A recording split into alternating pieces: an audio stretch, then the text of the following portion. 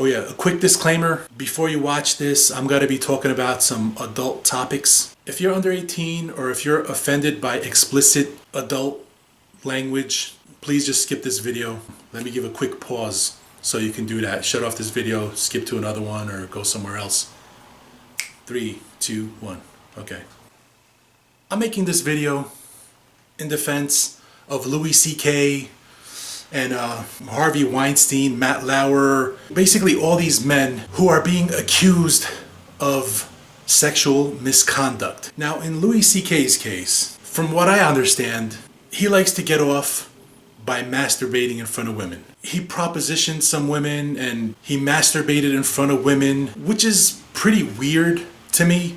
But if that's what the guy likes, that's what he likes. You know, what's the big deal? From what I understand, when he did masturbate in front of them, he actually asked for consent. There was a case where there was 2 women that said he just whipped out his cock and he started masturbating in front of them. And that was the complaint. That was the sexual misconduct. But what was wrong with their feet? What was wrong with their legs? They didn't have to watch. They didn't have to even stay there. If it made you feel uncomfortable, just get up and get out. It's just one of those things that it just seems a little weird. And he actually came out and he admitted to saying that these were women that adored him and thought highly of him, and he did it and he regretted it. There's actually even one woman that claimed that, hey, I was talking to him on the phone and he was masturbating. Now, if you're talking to somebody on the phone and he's masturbating and it makes you feel uncomfortable, just hang it up. And this is something that happened, mind you, like a decade plus, maybe 10 plus years ago. And they're bringing it up now and they're saying that they're accusing him of sexual misconduct and he masturbated in front of him. But if you ask for consent and consent was denied, he said, okay, no, all right, forget it.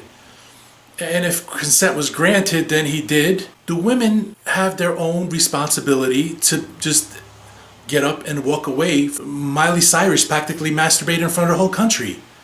Basically exposed herself to the whole country. So it's kind of like there's a double standard there. It's almost like it's become a crime to have a penis.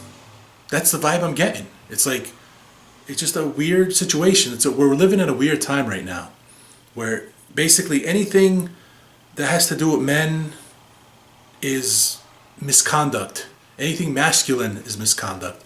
You know, as far as Harvey Weinstein, I'll be the first to admit he's a pretty douchey looking guy. I don't really know him. I haven't really heard of much of him. All I know is he's a very big, successful Hollywood producer with a big production company, and he had influence in that field, the field of Hollywood and movies. There's a scenario where now you have a whole bunch of women coming out claiming that he sexually assaulted them. And this is going back 10, 20 years again. There's a very good chance these women slept with him because his influence as a career move, because they felt that he could basically help their career along, help them get parts. If a woman sleeps with a man because his influence to get a part, to be favored in certain situations, as a career move, the sexual deviant there is actually the woman. The woman is the one overstepping ethical, moral values to advance her career. So if a woman sleeps with Harvey Weinstein because he has influence and because he can help her career along, that woman is a sexual deviant, not Harvey Weinstein. We're kind of not holding these women accountable for any of their actions. Like if a guy wants to masturbate in front of you and it makes you feel uncomfortable, just walk out. If a guy wants to masturbate on the phone with you, hang up the phone. If you go and sleep with a big Hollywood producer to advance your career, you are the sexual deviant. The female in that situation should be accused of sexual misconduct and is the deviant there. It's not Harvey Weinstein's fault. A beautiful woman comes up to you and seduces you, especially if you're a big Hollywood producer, you have influence. It happens. That's probably one of the perks of being a Hollywood producer. Right now, there's no due process in a situation like this. Like Louis C.K., he didn't even commit a crime. He's just a weird dude, and he likes weird things, okay? He likes doing weird stuff.